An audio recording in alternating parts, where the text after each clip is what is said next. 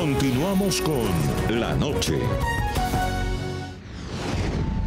Así fue la promesa del entonces presidente de Colombia, Juan Manuel Santos, frente al flagelo de los cultivos de hoja de coca. La meta acordada con las FARC es que Colombia sea un país libre de cultivos ilícitos. Bajo el mismo gobierno quedó suspendida la aspersión aérea con glifosato y la estrategia fue apuntarle a la erradicación forzosa y a la sustitución voluntaria. ¿Usted cree que en un año podemos revertir este incremento dramático? De manera muy realista, el gobierno se ha planteado una meta para el año 2017 y esa meta es de 100.000 hectáreas. 50.000 que corresponderán a la sustitución de cultivos con los pequeños campesinos cocaleros y 50.000 que se aplicarán de manera forzosa en una erradicación que adelantará la fuerza pública, militares y policías. Las metas eran ambiciosas, puesto que la Oficina de Política Nacional para el Control de Drogas de la Casa Blanca había reportado que en el año 2016 las hectáreas cultivadas llegaron a 188.000. Mientras que la Oficina de Naciones Unidas contra la Droga y el Delito reveló que la cifra llegó el mismo año a 146.000 hectáreas. Tal vez fue mi culpa, precisamente por imponerle a las FARC en la agenda el tema del narcotráfico, y eso tuvo un incentivo perverso, porque muchos campesinos dijeron, aquí va a haber una sustitución voluntaria, entonces va a haber beneficios para quienes estén cultivando coca, pues vamos a cultivar coca, y se aumentó. A diciembre de 2017, la meta para erradicar 50.000 hectáreas en sustitución voluntaria no pudo lograrse. Alrededor de 15.000 se encontraban en ese proceso.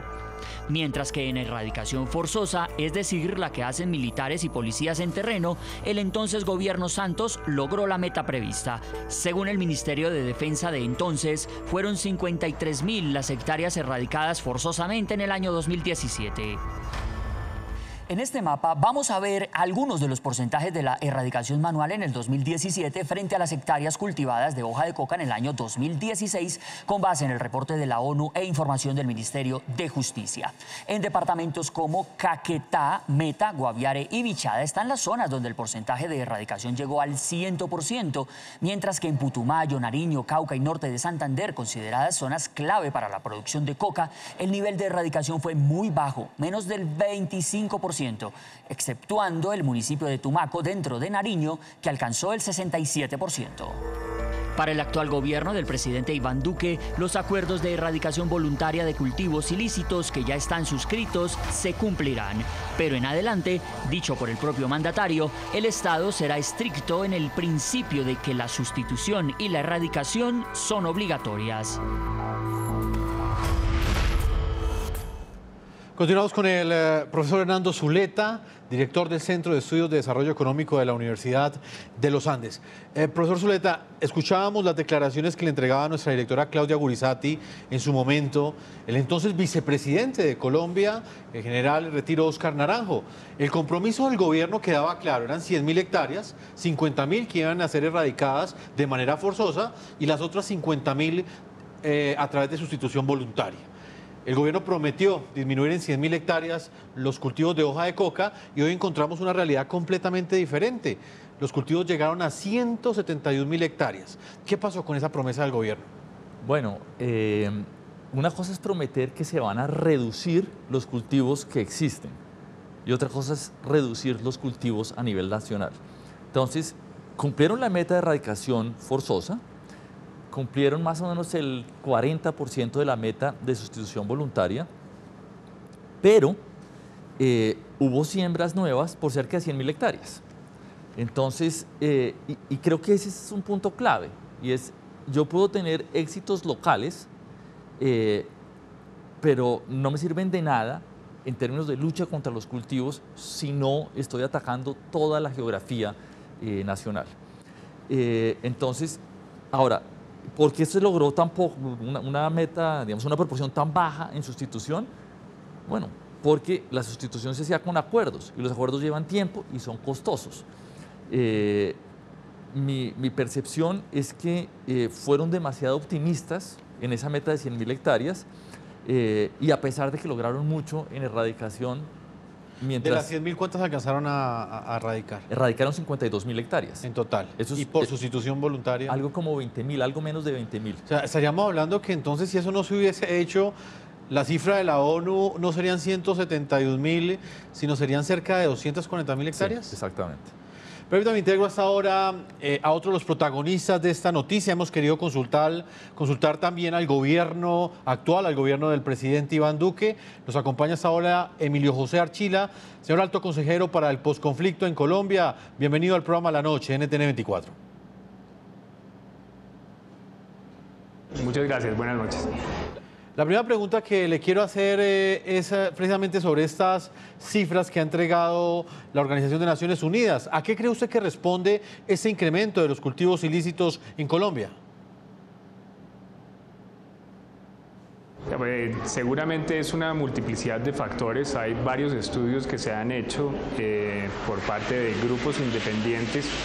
Los grupos independientes tales como Ideas para la Paz han señalado muy posiblemente un incremento en la demanda en los países consumidores, un cambio en el precio del dólar que hace más rentables estos cultivos. También han identificado que la circunstancia de que se hubiera anunciado anticipadamente en las negociaciones de La Habana el hecho de que iba a haber sustitución voluntaria que implica unos recursos para las familias que se involucren en los programas, también pudo haber generado que algunas personas que no estaban cultivando hubieran pasado a cultivar. Señor Archila, ¿usted cree que la firma del acuerdo de paz fue útil en la lucha contra las drogas o cree usted que la conclusión es completamente diferente? Esa es una respuesta en dos sentidos. En el acuerdo de paz y en su implementación hay prevista un mecanismo de sustitución voluntaria. Ese mecanismo de sustitución voluntaria es, es una de las varias estrategias que se deben utilizar porque implica que a quienes quieran sustituir la coca por otros cultivos y de buena voluntad, de manera definitiva, de manera consciente, dedicarse a una actividad que sea legal, el Estado los va a apoyar, en principio con asistencia técnica de corto plazo, con capacitación y con asistencia técnica de largo plazo. Eso que está previsto en los acuerdos es muy necesario. Lo que no estuvo adecuadamente hecho no fue la circunstancia de haberlo previsto, sino la manera como se comenzó a implementar esa estrategia. Doctor Archila, en ese momento, en términos de dinero, en términos de financiamiento, ¿cómo encontró el gobierno colombiano la financiación para atender esas promesas que hizo el gobierno saliente, el gobierno anterior, esas promesas que le hicieron las familias que hacen parte de estos programas de restitución voluntaria de cultivos? Ahí quiero iniciar por manifestarle a esas familias que pueden confiar que el gobierno del presidente Duque está firme en que a todas aquellas que confiaron en el programa de sustitución voluntaria se les va a cumplir. Pero eso no es óbice para reconocer que la manera como se inició la implementación por parte de la administración saliente fue terriblemente improvisada. Nosotros tenemos en este momento alrededor de 80.000 familias que ya están en el proceso con manifestación independiente, individual. Eso le cuesta al Estado de aquí a diciembre algo alrededor de 500.000 millones de pesos que a duras penas vamos a lograr conseguir, y para el próximo año costaría alrededor casi 2 billones de pesos. Esos 2 billones de pesos simplemente no quedaron presupuestados, no hay fuentes que el gobierno anterior hubiera dejado. Luego esa promesa que hicieron no la dejaron con plata y el tema puede empeorar o empeoraría sustancialmente porque el número de familias que dejaron en capilla, el número de familias con expectativa de que se les firme individual puede llegar a 120.000, luego la cifra sería astronómica. Por último, doctor Archila, la ministra de Justicia hoy anunció que en 3 semanas conoceremos la política integral que incentivará, que aplicará el actual gobierno para luchar contra los cultivos ilícitos. ¿Qué elementos cree usted que debe tener esta política integral? ¿A su juicio deberíamos volver a la fumigación con glifosato? El tema de la política integral le corresponde liderarlo a la ministra de Justicia y nosotros estamos haciendo el aporte desde la óptica del posconflicto. En lo que corresponde a la parte que nosotros manejamos, tal como lo ha dicho el presidente Duque, vamos a cumplirle a las familias que confiaron en el programa y eso implicaría que de parte del PENIS debe haber un aporte en erradicación entre 30 y 40 mil hectáreas, que es un esfuerzo muy significativo. 30 y 40 mil hectáreas de sustitución. Señor Emilio José Archila, alto consejero presidencial para el posconflicto, muchas gracias por habernos acompañado. No, mil gracias a ustedes. Feliz noche. Feliz noche. Vuelvo a Madrid, España, con Daniel Rico, experto en economías criminales, investigador también de desarrollo rural. Daniel, le hago la misma pregunta. El gobierno anunció esta política integral. A su juicio, ¿cómo debe estar fundamentada? ¿Cuáles deben ser los principios de la lucha contra los cultivos ilícitos, teniendo en cuenta este crecimiento desmedido de los últimos años que hasta el día de hoy no ha tenido freno? Bueno, eso es un tema muy complejo. Yo creo que la principal reflexión que debemos hacer es mirar hacia atrás en nuestra historia que hemos hecho. Todos los gobiernos han hecho siempre el anuncio de tener una política integral, pero realmente ninguno lo ha logrado o no lo ha logrado durante todo el cuatrenio de manera sostenible. Yo pienso que el gobierno Duque tiene una oportunidad de replantear su política, no debe hacerlo con afanes, no debe plantearse un plazo de 3 semanas. Realmente el país necesita un pensamiento profundo de largo plazo, recursos, y yo diría que lo más importante es desarrollar capacidades e institucionalidad.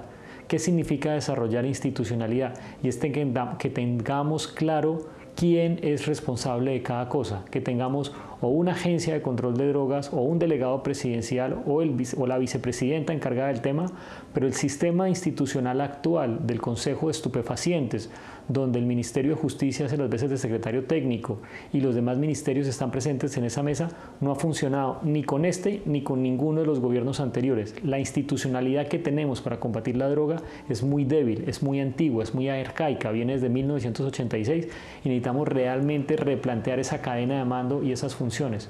Yo no comparto la idea de que, por ejemplo, algunos ministerios entren en competencia entre ellos mismos con políticas que querían ser transversales y tener una coordinación superior.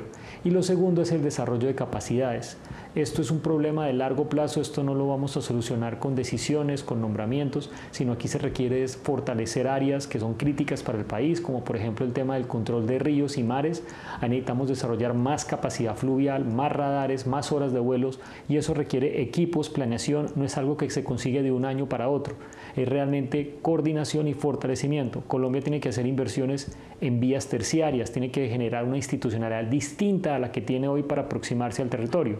Le pongo un ejemplo, y lo hemos hablado antes, pero que es muy importante que los colombianos tengan claro, y es, en Colombia hoy, de cada 100 pesos que se envían a las regiones para sustituir coca, solo el 95% llega a los, solo el 5% llega a los campesinos.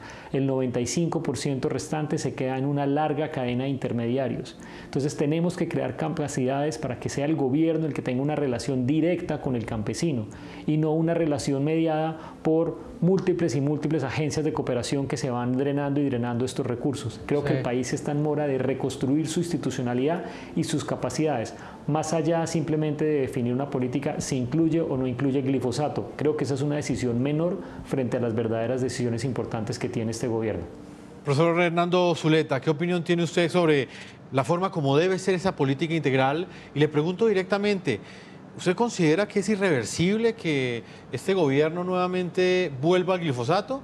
Y se lo pregunto por estos pronunciamientos que ha hecho el embajador de Colombia en los Estados Unidos y distintas voces que han comenzado a ambientar este tema. No creo que sea irreversible. Creo que, comparto gran parte de lo que acaba de decir Daniel. Creo que se requiere un diagnóstico desapasionado y un diseño de largo plazo que considere todas las opciones. Me parece que la idea de retornar al glifosato es un poco como la idea de vamos a erradicar 50.000 y vamos a sustituir 50.000. Es una cosa que podría tener efectos locales y de corto plazo, pero si no tenemos en cuenta toda la geografía nacional, pues podemos tener el efecto globo. Dice, lo que ganamos acá lo perdemos en otras partes. Por eso creo que no es irreversible. Habrá que ver, como decían antes, pues esto depende de la decisión del gobierno y el gobierno será autónomo en esa decisión. Pero en algún momento el presidente Donald Trump el año pasado amenazó al entonces presidente Juan Manuel Santos, al Estado colombiano, con inclusive de certificar a Colombia si no había una solución efectiva frente al aumento de los cultivos ilícitos. Y la realidad hoy, según los últimos dos informes, tanto el del Departamento de Estado como el de la Organización de Naciones Unidas, es que los cultivos siguen creciendo. Eso es cierto, eso es cierto. Y por eso digo, probablemente el gobierno tome la decisión, pero no creo que sea imprescindible y tampoco estoy seguro que sea efectivo. Dicho esto, hay razones para pensar que puede ser más efectivo ahora, en la medida en que hay cultivos más concentrados, digamos, geográficamente, hay extensiones más amplias y en ese sentido puede ser más efectivo. Pero hay toda una discusión acerca de si la aspersión con glifosato pasa o no el test de constitucionalidad. Digamos que no es un tema sencillo acá. Hay una anotación final que me gustaría hacer, y es gran parte o una buena parte de los cultivos están en zonas protegidas o en zonas que han sido bosques. Y en esas zonas es indeseable llegar con vías terciarias, es indeseable llegar con bienes públicos de infraestructura. Y eso llama la atención acerca de la necesidad de comunicarse con las comunidades para ofrecer posibilidades de relocalización. Obviamente esto es un problema grandísimo, pero creo que hay que enfrentarlo tarde o temprano. Vamos a marcar una segunda pausa a comercial. Estamos con Daniel Rico desde Madrid y con el profesor Hernando Zuleta, ambos expertos en economías criminales y por supuesto en las soluciones frente al aumento de los cultivos ilícitos. Voy a leer opiniones de ustedes, nuestros televidentes, que hasta ahora nos llegan a través del hashtag numeral La Noche Hoja de Coca. Y respondiendo a la siguiente pregunta, a propósito del reciente informe presentado por la ONU, ¿cree usted que debe retomarse la fumigación aérea con glifosato en Colombia? A esta hora, Diego Caro afirma lo siguiente: por supuesto que no. Lo que se debe hacer es construir carreteras de acceso a las comunidades cultivadoras, reforma agraria, sustitución de cultivos e implementar subsidios para campesinos y hacer cultivos agroindustriales que tecnifiquen la agricultura. Alberto nos dice lo siguiente, dice que sí se debería, estudiando la cantidad que se use para fumigar. Uno más, usted de Álvaro Bonza, él opina lo siguiente: están retardados para iniciar la fumigación. Vamos a una última pausa a comerciales y ya regresamos a la parte final de este programa de la noche.